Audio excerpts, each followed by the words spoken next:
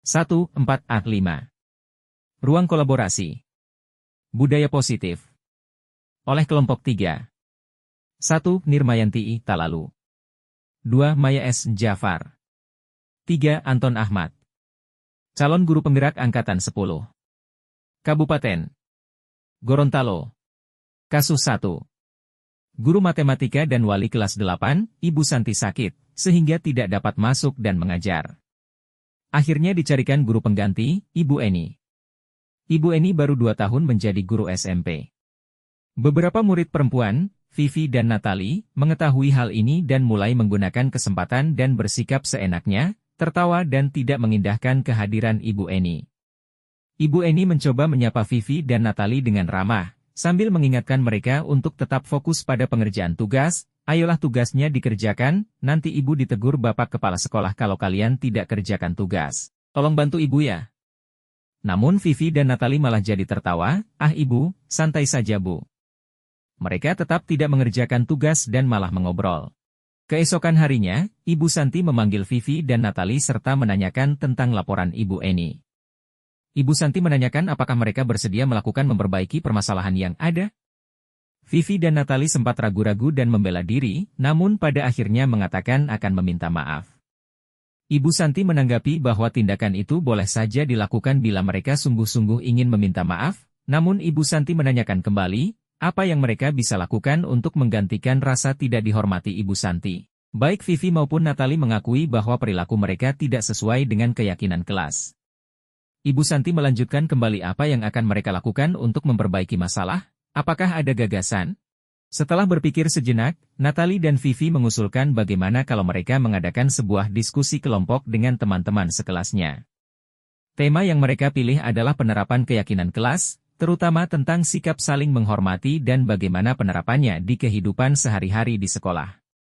Usulan kedua adalah mengirim email kepada Ibu Eni tentang gagasan mereka tersebut.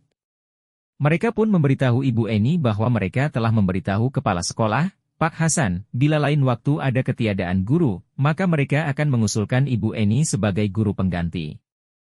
Pertanyaan pertama. Dalam kasus di atas, langkah-langkah restitusi apa saja yang sudah dijalankan oleh Ibu Santi? Jawabannya adalah, Ibu Santi telah melakukan langkah-langkah restitusi. Menstabilkan identitas. Apakah kalian bersedia memperbaiki permasalahan yang ada? Validitas tindakan yang salah. Apa yang bisa kalian lakukan untuk menggantikan rasa tidak dihormati Ibu Santi? Menanyakan keyakinan, apa yang kalian lakukan untuk memperbaiki masalah? Apakah ada gagasan?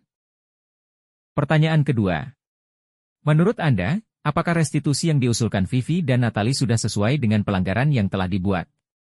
Apakah langkah-langkah restitusi yang telah diusulkan mereka? Jawabannya adalah, tindakan restitusi yang diusulkan Vivi dan Natali sudah sesuai dengan pelanggaran mereka. Dengan langkah restitusi yang ditempuh adalah membuat kesepakatan kelas tentang sikap saling menghormati dan bagaimana penerapannya di kehidupan sehari-hari di sekolah. Pertanyaan ketiga. Dalam kasus di atas, posisi apakah yang telah diambil oleh Ibu Eni dalam menangani Vivi dan Natali? Jelaskan jawaban Anda. Jawabannya adalah, dalam menghadapi Vivi dan Natali Ibu Eni memposisikan diri sebagai pembuat merasa bersalah. Indikatornya adalah kalimat yang disampaikan Ibu Eni, ayolah tugasnya dikerjakan nanti ibu ditegur bapak kepala sekolah kalau kalian tidak kerjakan tugas. Tolong bantu ibu ya.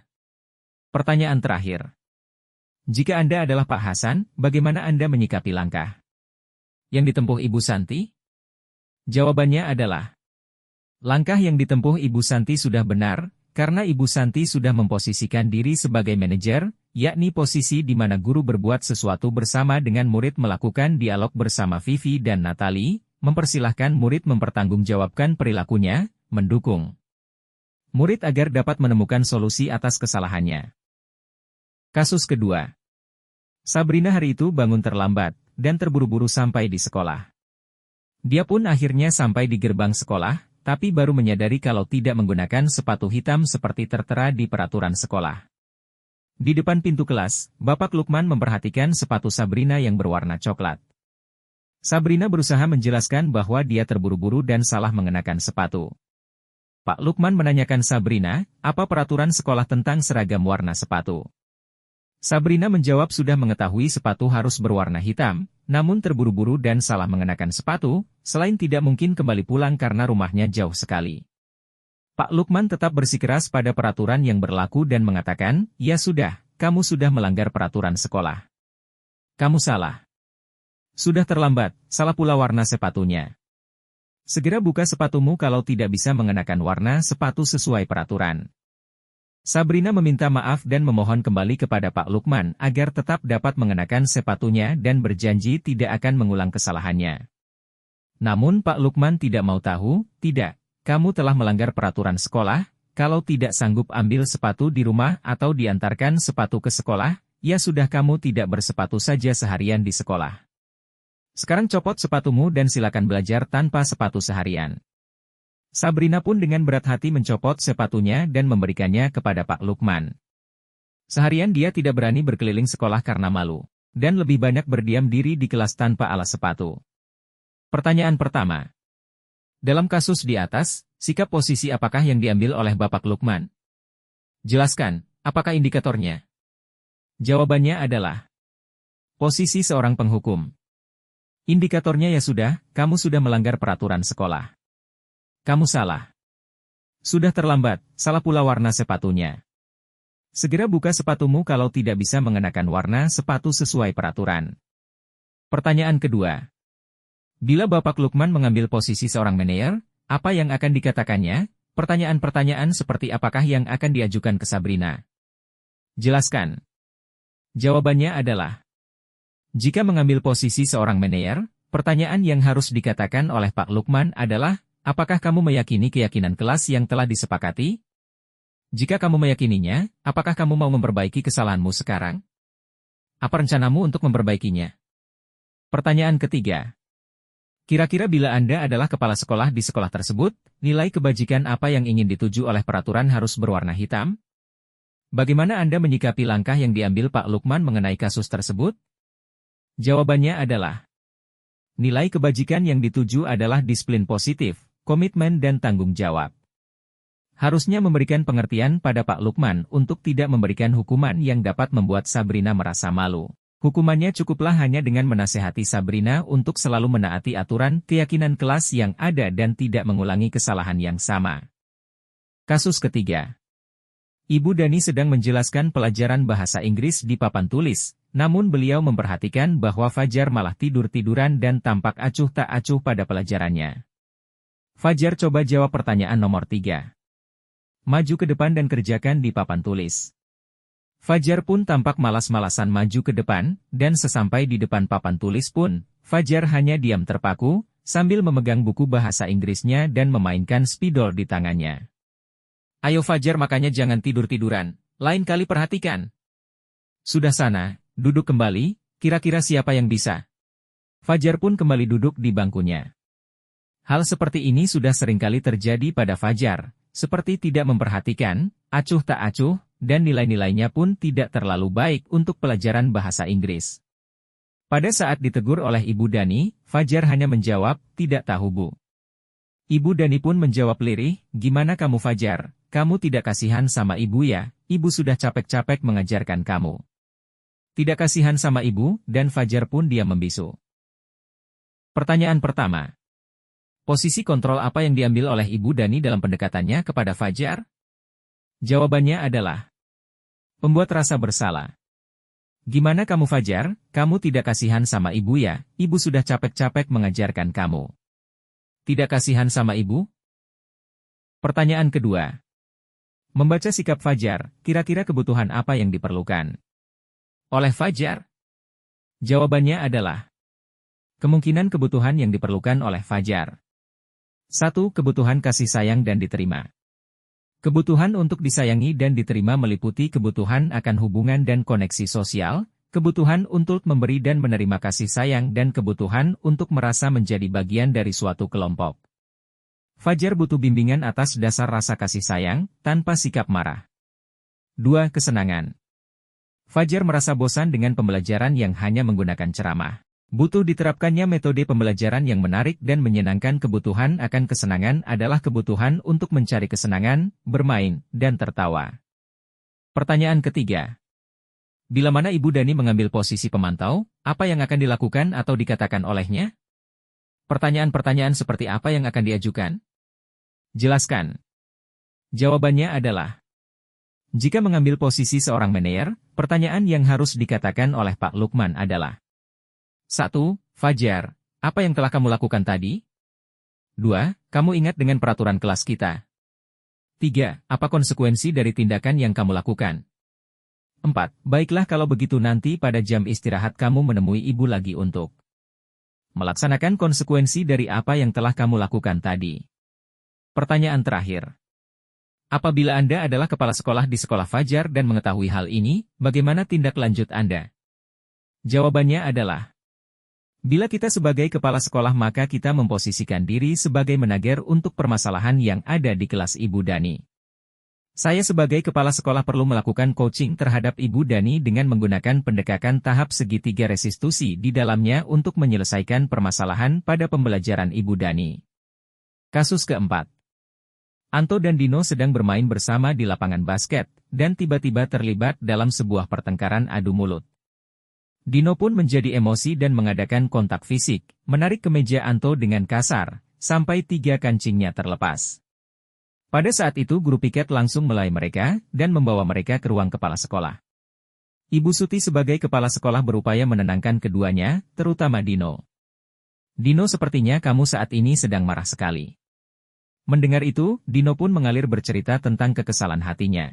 Ibu Suti pun melanjutkan bahwa membuat kesalahan adalah hal yang manusiawi, dan bahwa mempertahankan diri adalah hal yang penting. Namun meminta Dino memikirkan cara lain yang mungkin lebih efektif, karena saat ini Dino berada di ruang kepala sekolah.